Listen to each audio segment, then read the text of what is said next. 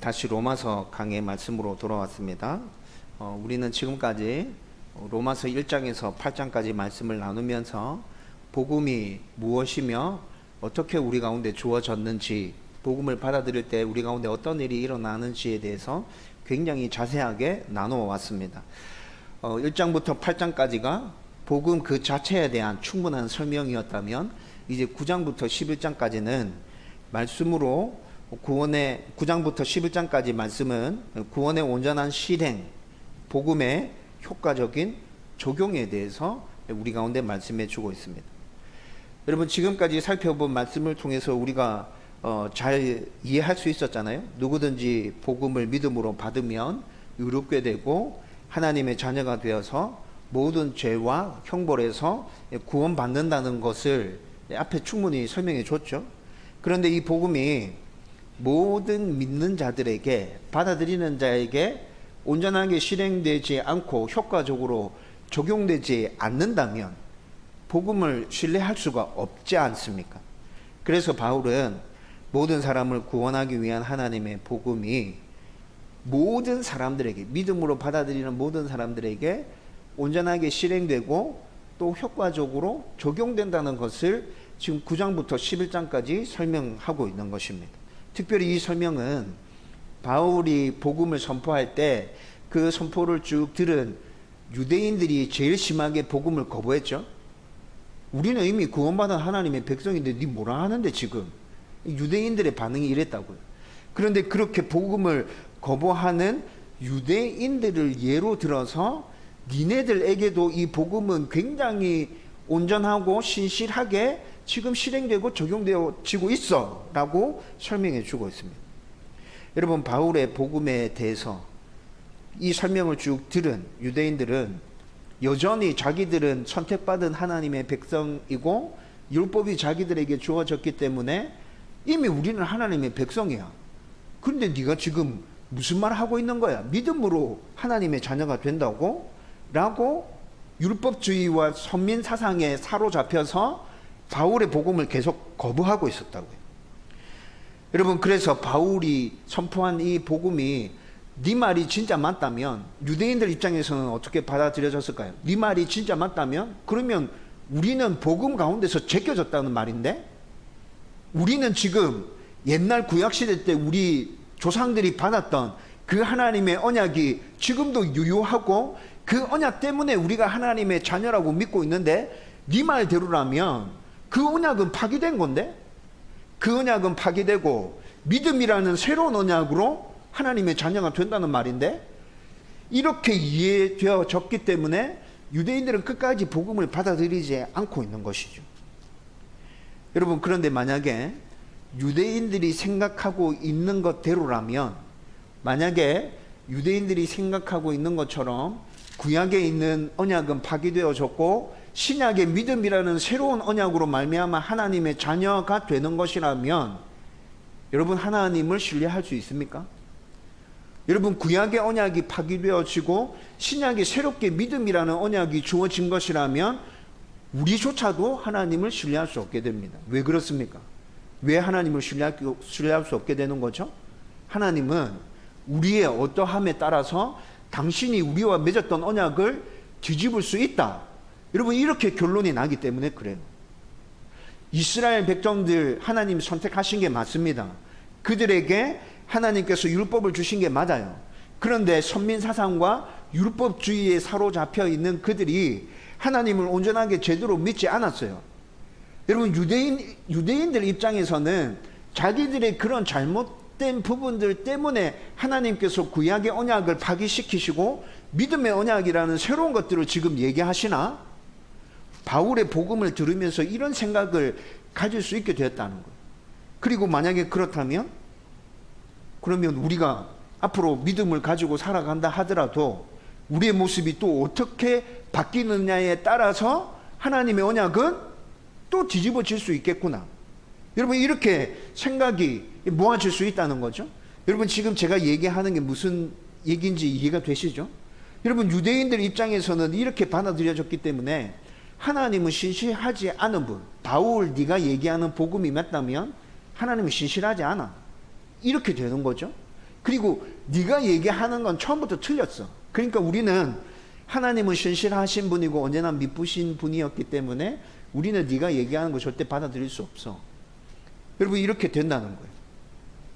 여러분, 이렇게 생각하고 있는 유대인들에게 바울이 복음이 효과적으로 온전하게 실행되고 모든 사람들, 믿음으로 받아들이는 모든 사람들에게 효과적으로 적용된다는 것을 설명하기 위해서 질문 하나를 전제로 깔고 그 설명을 쭉 이어가고 있습니다. 그 질문이 뭐냐?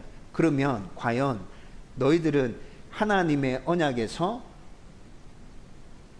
제껴졌느냐? 하나님의 언약이 파기되어졌느냐? 라는 질문을 지금 바울이 던져놓고 그 질문에 대한 답을 해가면서 하나님의 구원은 언제나 항상 미쁘시고 신실했다 라는 것들에 대해서 설명하고 있다는 거죠.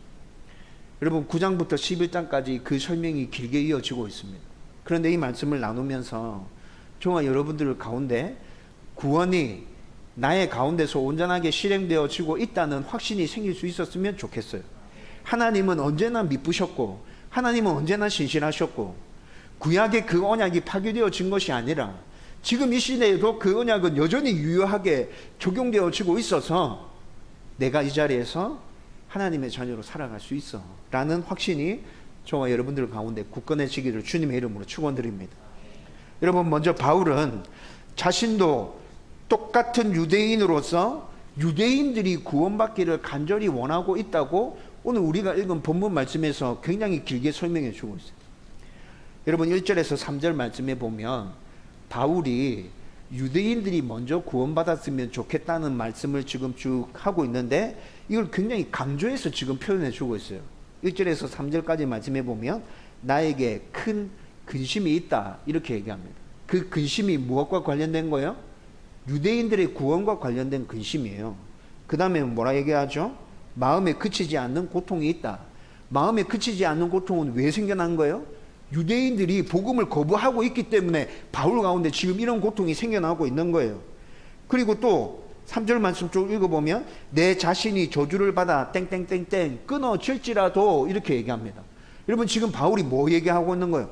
내가 저주를 받아서 하나님께 끊어진다 할지라도 나는 너희들이 구원받았으면 좋겠어. 여러분, 유대인들을 향한 바울의 절절한 마음이에요. 여러분, 이거 헬라어로 살펴보면 바울은 유대인들의 구원을 위해서 자신의 생명까지도 기꺼이 내어놓고 모든 일들을 다 할 수 있어. 너희들이 구원받는 일이라면 내가 뭐든지 다 할 수 있어. 여러분, 지금 헬라어에서는 이런 의미가 담겨져 있어요. 여러분, 실제로 바울이 전도 여행 다닐 때, 전도 여행 곳곳을 다닐 때 새로운 지역에 갔을 때 어디부터 갔어요? 회당부터 갔어요. 여러분, 회당이 어떤 곳이죠?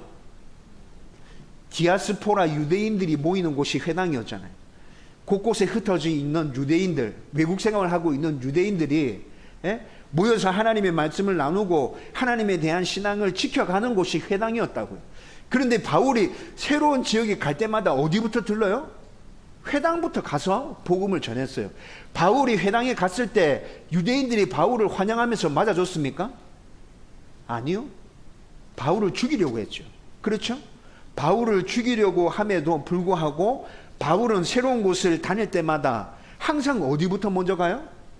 회당부터 먼저 가요.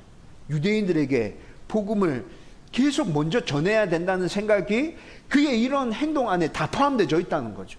니네들이 비록 나를 죽이려 할지라도 나는 이 복음을 니네들한테 먼저 전해야 돼.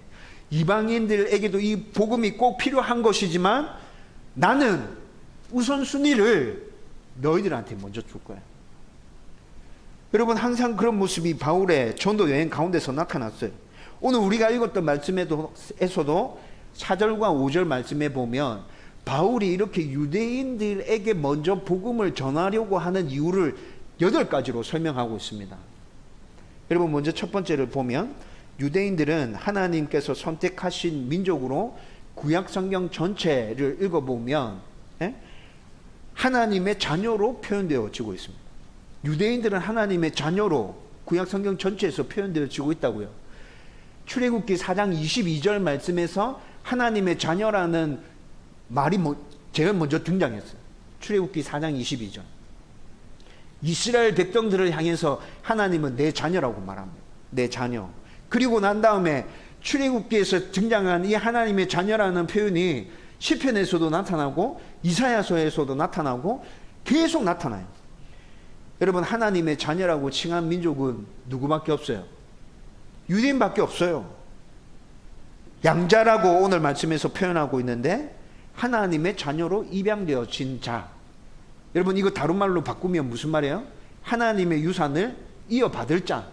여러분, 이런 의미가 하나님의 자녀라는 표현 안에 들어가 있거든요. 유대인들은 하나님의 자녀이기 때문에 내가 무슨 일이 있더라도 그들에게 먼저 복음을 전해야 돼. 바울이 지금 이 생각을 가지고 있다는 거죠. 두 번째 얘기하는 건 뭐예요? 영광이에요. 영광. 하나님의 영광을 경험한 민족.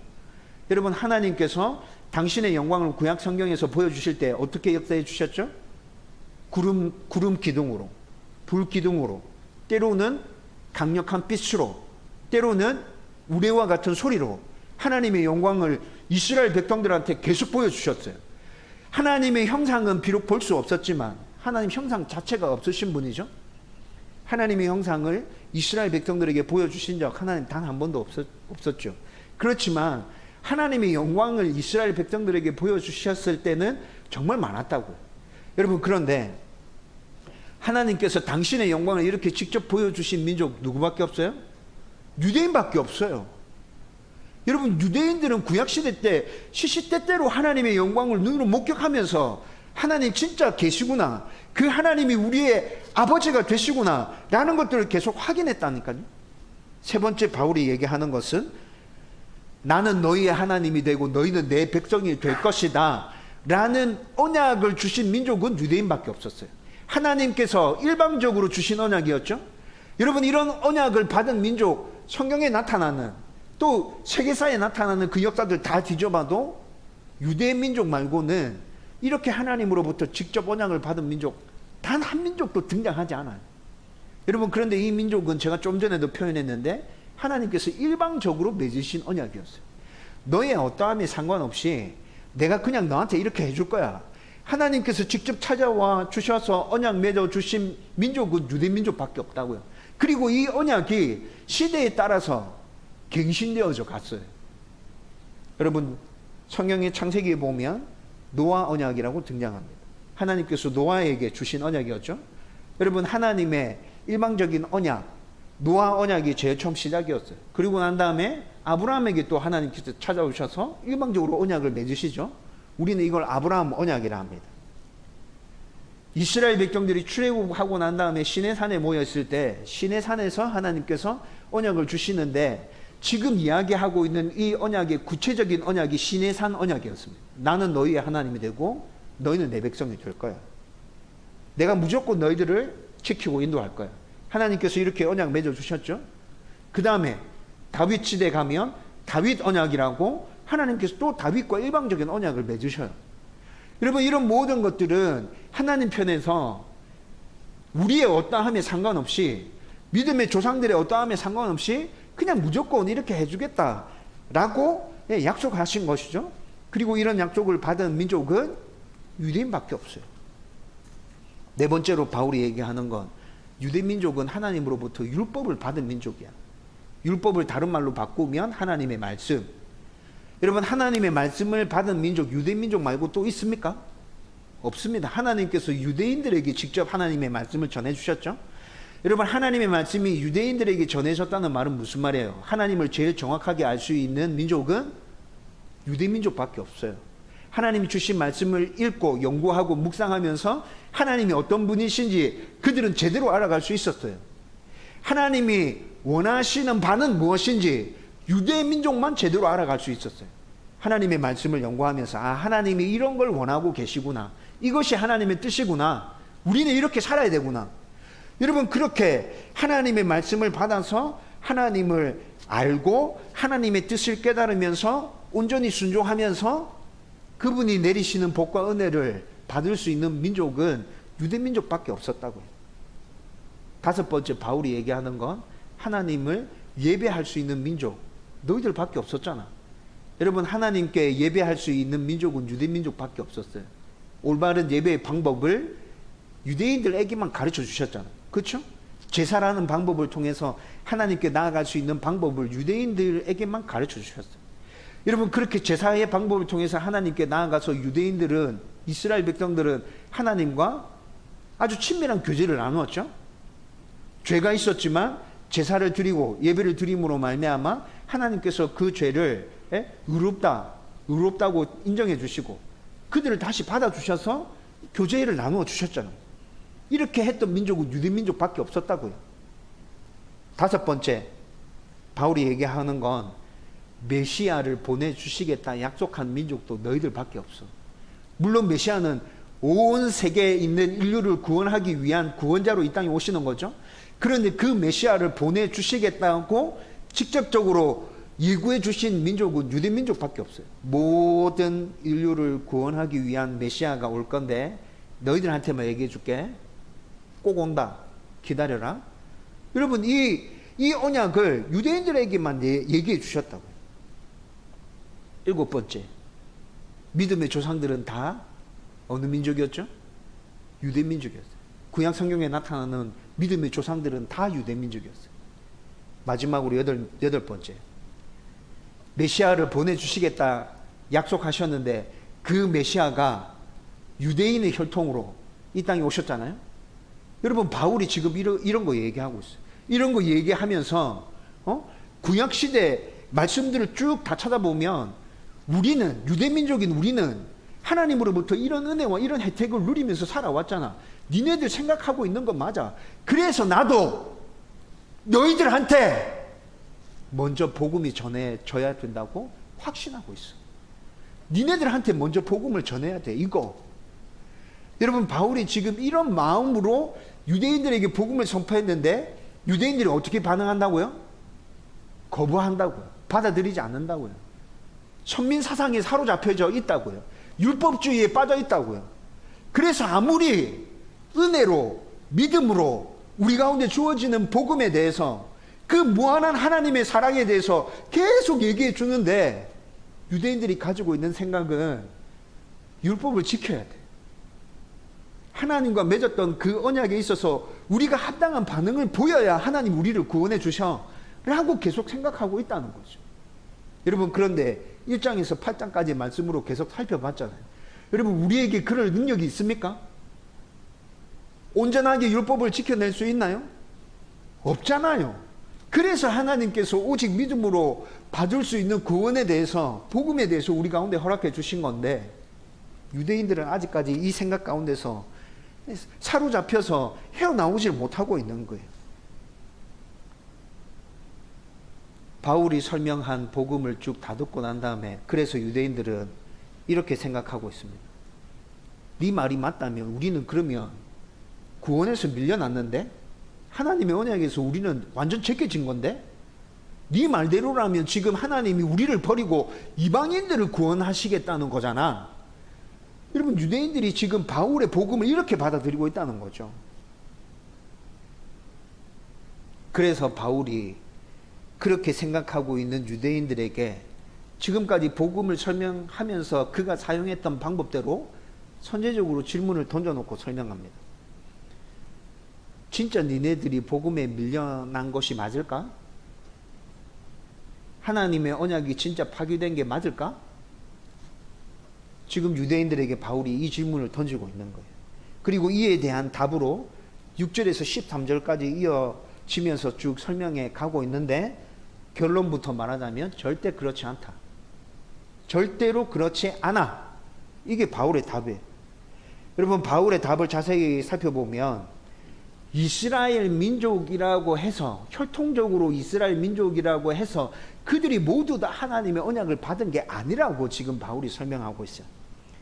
여러분, 하나님의 언약을 받은 자는 아브라함의 아들 이삭을 통해서 난 자임을 밝혀주고 있죠.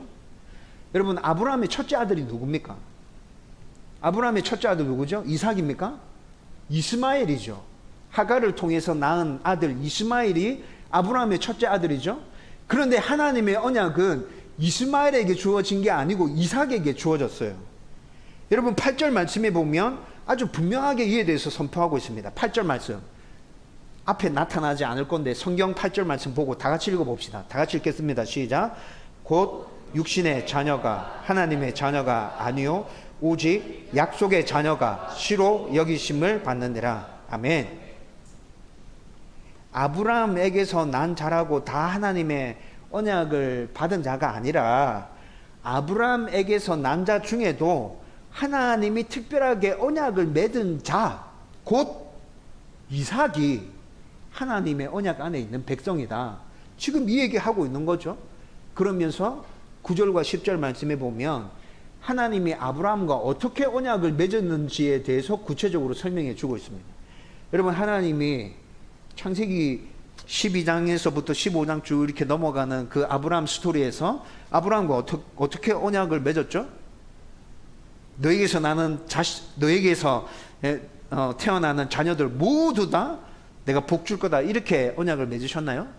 아니요. 하나님께서 아브라함과 언약 맺으실 때 그렇게 언약 맺지 않았어요.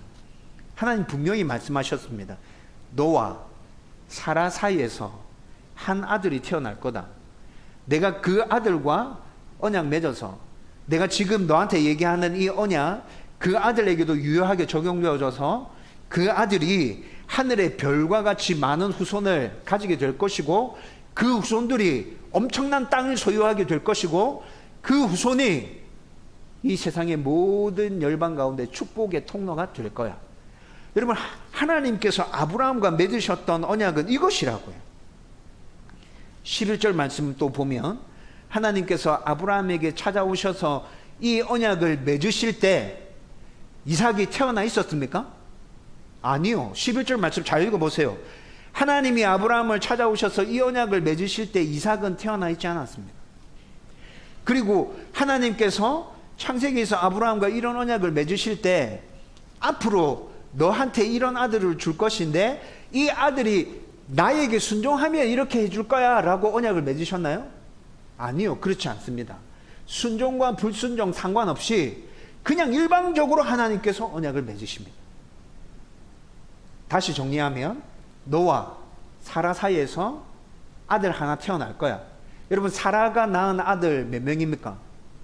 성경에서 확인할 수 있는 거, 사라가 낳은 아들 이삭 한 명밖에 없죠. 그렇죠?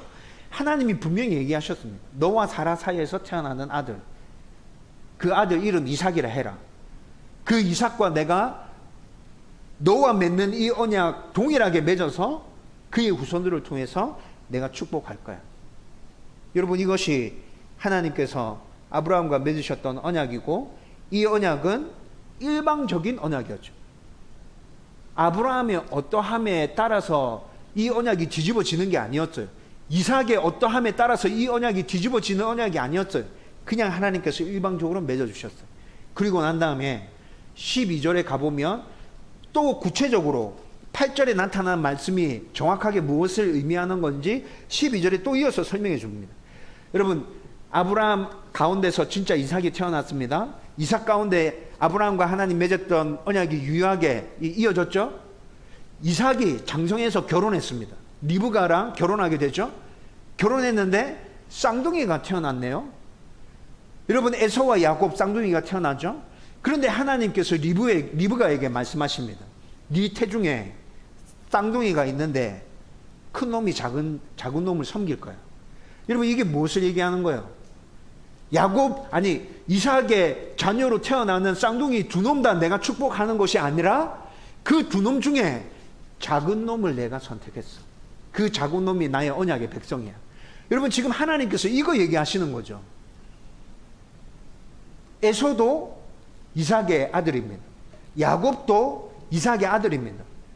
여러분, 그런데 하나님께서는 지금 야곱만을 콕 찍어서 나의 언약의 백성이야 라고 말씀하셨다는 것입니다. 여러분, 지금까지 설명을 종합해서 말씀드리면 제가 처음에 말씀드렸잖아요. 혈통적으로 유대인이라고 해서 모두 다 하나님의 언약 안에 있는 게 아니라고요. 여러분, 혈통적으로 유대인이라고 모두 다 하나님의 언약 안에 있다고 받아들이면 그럼 이스마엘은 어떻게 할 거예요? 에서는 어떻게 할 거예요? 여러분, 하나님께서는 그런 게 아니라고요. 분명히 언약의 당사자를 콕 집어서 하나님의 언약을 그들에게 말씀해 주셨어요. 이스라엘 민족은 구약에서 분명히 하나님께 선택받은 민족이 맞죠? 그런데 모두에게, 그들 모두에게 하나님의 언약이 주어진 것은 아니었습니다. 여러분, 1차적으로는 하나님의 언약이 주어진 자들, 그들은 하나님의 주권적인 선택에 따라서 주어진 거예요. 여러분, 이것과 관련해서는 제가 여러분들에게 설명해 드렸어요. 하나님의 주권적 선택에 대해서 우리는 이렇다 저렇다 말할 수 없다 그랬죠. 토기장의 비유를 들어서 설명해 줬잖아요. 네, 지금 9장에서 11장까지 말씀을 쭉 살펴볼 때 토기장의 비유가 또 나타나게 될 거예요. 여러분, 하나님께서 이 세상 만물을 창조하셨고 주인으로 지금도 여전히 움직이고 계십니다. 우리는 피조물일 뿐입니다. 그 주인이 하시는 일에 대해서 피조물인 우리는 하나님 왜 이렇죠? 라고 말할 수 없다고요. 하나님의 주권적인 선택에 의해서 하나님의 이 언약은 일방적으로 우리들 가운데 주어졌어요. 이게 1차적인 거예요. 그리고 2차적인 건 뭐예요? 2차적인 건 하나님을 온전히 믿고 그분의 말씀에 순종하려고 발부둥 치는 자들에게 이 언약이 계속 이어져 내려왔어요. 여러분, 이스라엘 백성들, 구약의 이스라엘 백성들이지만 선택받았고 하나님의 자녀라고 확신하면서 살았던 구약의 이스라엘 백성들이지만 하나님의 말씀에 순종하지 않음으로 심판받았던 사람들이 얼마나 많이 등장합니까? 구약 시대 때 그렇게 심판받아서 죽어간 사람들, 그들도 하나님의 자녀라는 생각을 가지고 살았죠? 그런데 겉으로 드러나는 모습은 어땠어요? 생각은 하나님의 자녀라고 생각하고 있는데 겉으로 드러나는 모습은 하나님의 자녀로서의 삶의 모습을 드러내지 않는 거예요. 여러분, 이런 자들에 대해서 하나님은 심판하셨습니다. 예수님이 사역하실 때도 똑같았습니다.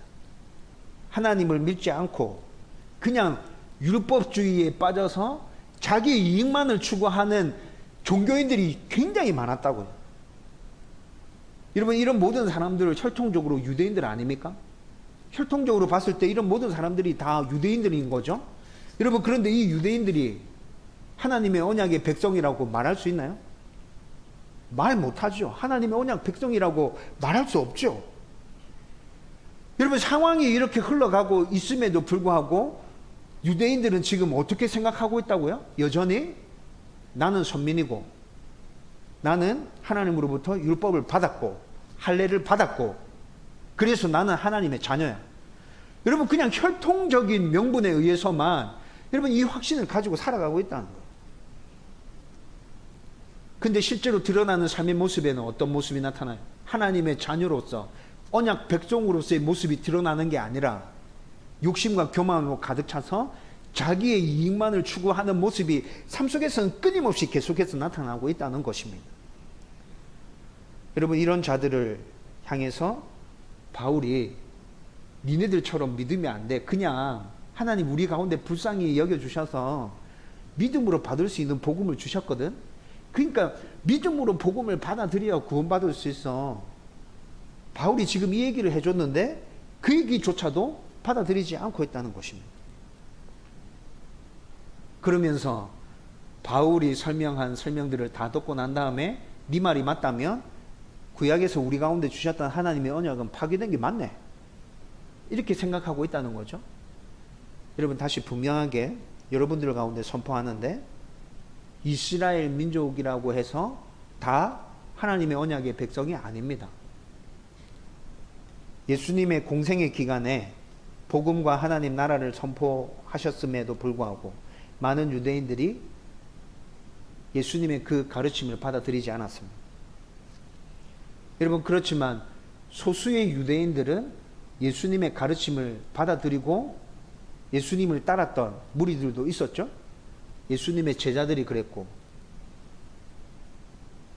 십자가 달리실 때 예수님 곁에 있었던 여인들이 그랬고, 권력과 부와 명예와 모든 것들을 다 쥐고 있는 사람들 중에는 니고데모와 아리마대 사람 요셉이 예수님을 자기들의 구주로 그냥 믿음으로 받아들인 자들이잖아요.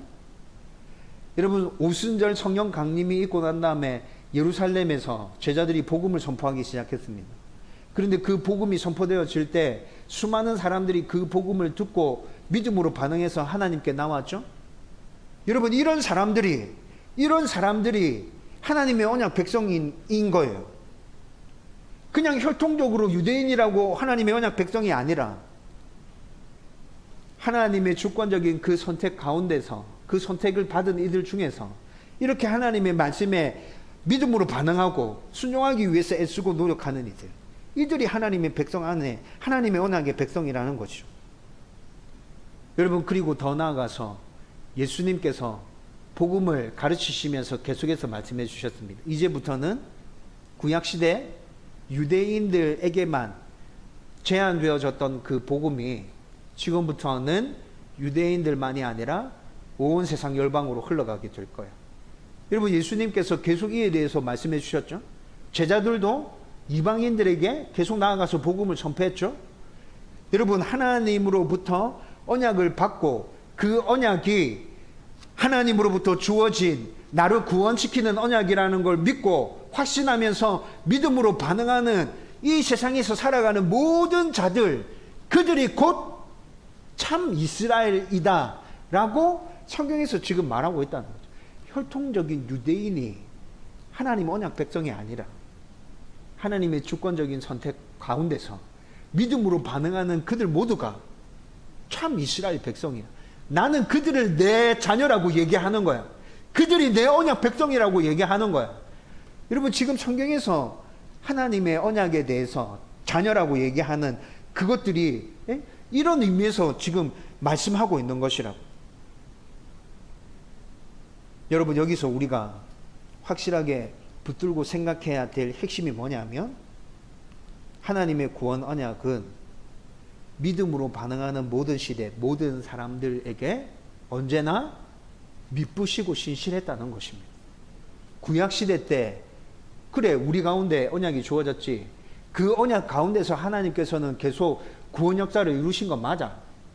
그런데 니네들이 생각하는 것처럼 혈통적으로 유대인이라고 해서 그 언약 안에 모두 다 있었던 건 아니야. 특별히 하나님께서 언약을 맺으신 자들이 있었고 그 언약 가운데서 믿음으로 반응하며 열심히 몸부림쳤던 자들을 통해서 이 언약이 구약시대에 계속 이어져서 내려왔었고, 신약이 시작되면서부터 그 언약이 아니라 믿음으로 복음이 우리 가운데 주어져서 그 복음을 믿음으로 받아들이는 모든 자를 하나님이 당신의 언약 백성 삼으시겠다고 말씀해 주고 계시잖아요. 근데 이게 다 연결되어져 있는 거예요. 하나님의 주권 아래 연결되어져 있고 하나님의 언약에 순종하려고 하는 몸부림치는 그의 백성들의 그 모습으로 하나로 다 연결되어져 있는 거야. 이 구원 역사가 하나로 이렇게 연결되어서 이어져 오는 모든 순간에 하나님은 미쁘셨어. 하나님은 신실하셨어. 단 한 번도 언약을 파기하신 적이 없어. 단 한 번도 우리의 구원과 관련해서 하나님이 후회하신 적이 없어. 여러분, 지금 바울은 유대인들에게 이거 얘기하고 있는 거예요. 복음 듣고 난 다음에 니네들이 제껴졌다고 생각해? 아니, 제껴진 적 단 한 번도 없었어. 하나님이 약속 파기하신 적 단 한 번도 없었어. 지금 이 설명을 이렇게 바울이 이어왔다고. 여러분, 저와 여러분들이 진짜 확신할 수 있었으면 좋겠습니다. 우리가 믿고 있는 하나님은 모든 부분에 있어서 미쁘신 하나님이시다.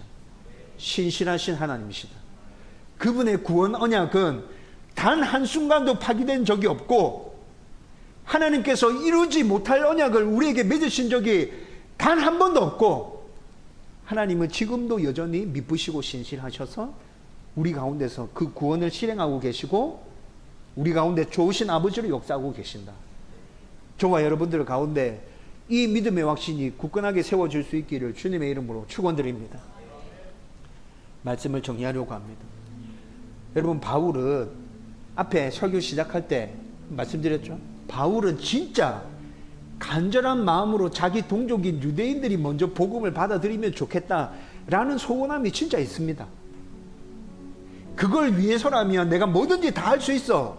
바울은 지금 이런 생각을 가지고 복음을 쭉 설명해 줬는데 유대인들이 그 복음을 받아들이지 않는 거예요. 선민 사상에 사로잡혀 있어요. 율법주의에 사로잡혀져 있어요. 네 말대로라 하면 구약시대 때 우리 조상들한테 주어졌던 그 언약은 파기된 건데? 라고 여전히 생각하고 있다고요. 여러분, 바울이 얼마나 답답했겠어요. 오늘 우리가 읽었던 본문 1절과 3절까지의 말씀에서 바울이 진짜 자기 동족들에게 간절한 마음으로 복음을 전해주고자 하는 그 마음을 확인했잖아요. 근데 유대인들은 여전히 이렇게 반응하고 있어요. 바울이 얼마나 답답했겠어요. 9절부터 11절까지 그래서 길게 또 설명을 이어갑니다. 아니야, 하나님은 언제나 한결같이 미쁘셨어. 신실하셨어. 니네들이 잘못 생각하고 있는 거야. 눈을 똑바로 뜨고 말씀을 다시 봐봐. 하나님이 우리 가운데 어떻게 역사해 주셨는지, 하나님이 어떻게 우리의 좋은 아버지가 되어 주셨는지 다시 한번 확인해 보라고. 바울이 지금 이런 마음으로 유대인들에게 호소하고 있는 거예요. 저와 여러분들에게 이 말씀이 그렇게 들려왔으면 좋겠어요. 하나님은 한결같이 신실했구나, 미쁘셨구나. 지금도 여전히 우리의 구원을 신실함으로 이루어 가고 계시구나. 그 하나님을 의지하고 붙든다면 내 삶 가운데 하나님의 은혜와 복이 부어지겠구나. 하나님의 백성으로서, 언약 백성으로서 이 땅 가운데서 정말 잘 살아갈 수 있겠구나. 저와 여러분들 가운데 이 확신이 생겨나기를 주님의 이름으로 축원드립니다.